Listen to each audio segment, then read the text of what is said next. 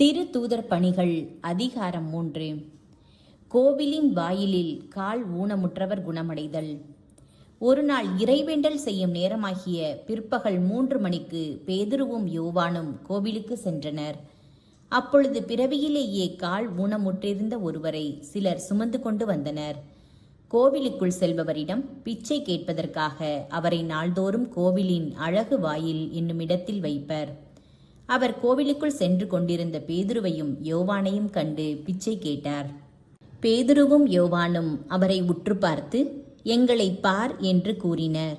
அவர் ஏதாவது கிடைக்கும் என்ற எதிர்பார்ப்புடன் அவர்களை ஆவலுடன் நோக்கினார்.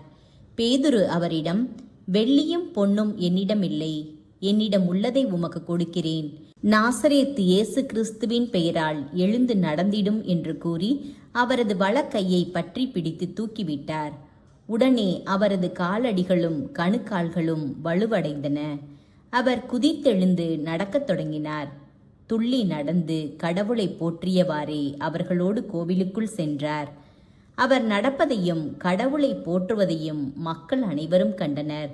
அவர்கள் எல்லாரும் கோவிலின் அழகு வாயில் அருகே பிச்சை கேட்டுக்கொண்டிருந்தவர் இவரே என்று அறிந்து கொண்டனர். நடந்ததை பார்த்து திகைப்பு மிகுந்தவராய் மெய்மறந்து நின்றனர். சாலமோன் மண்டபத்தில் பேதுருவின் அருளுரை. நலமடைந்த அவர் பேதுருவையும் யோவானையும் விடாமல் பற்றி கொண்டிருக்க எல்லா மக்களும் திகிலுற்று சாலமோன் மண்டபம் என்னும் இடத்திற்கு ஒரு சேர ஓடி வந்தனர். பேதுரு இதை கண்டு மக்களை பார்த்து கூறியது, எருசலேம் மக்களே, நீங்கள் ஏன் இதை பார்த்து வியப்படைகிறீர்கள்? நாங்கள் எங்கள் சொந்த வல்லமையாலோ இறை பற்றாலோ இவரை நடக்க செய்துவிட்டது போல் ஏன் எங்களையே உற்று பார்க்கிறீர்கள்? ஆபிரகாம், ஈசாக்கு, யாக்கோப்பு என்னும் நம் மூதாதையரின் கடவுள் தம் ஊழியர் இயேசுவை பெருமைப்படுத்தினார். ஆனால் நீங்கள் அவரை புறக்கணித்து பிலாத்திடம் ஒப்புவித்து விட்டீர்கள். அவன் அவருக்கு விடுதலை தீர்ப்பு அளிக்க முயன்ற போதும் நீங்கள் அவரை மறுதலித்தீர்கள்.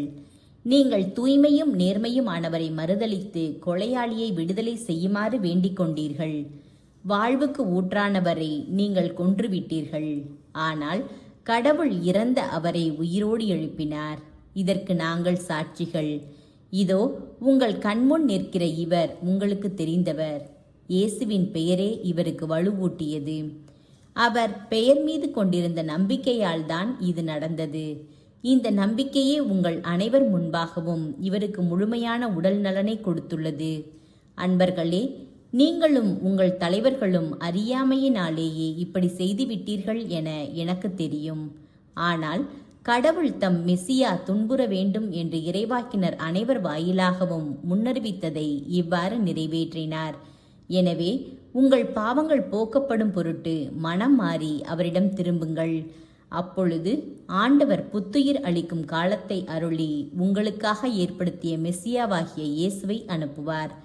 விண்ணேற்றமடைந்த இயேசு யாவும் சீர்படுத்தப்படும் காலம் வரை விண்ணுலகில் இருக்க வேண்டும். பழங்கால தூய இறைவாக்கினர் வாயிலாக கடவுள் இந்த காலத்தை குறித்து கூறியிருந்தார். மோசேயும், உங்கள் கடவுளாகிய ஆண்டவர் உங்கள் சகோதரரிடமிருந்து என்னைப் போல் ஓர் இறைவாக்கினரை தோன்ற செய்வார்.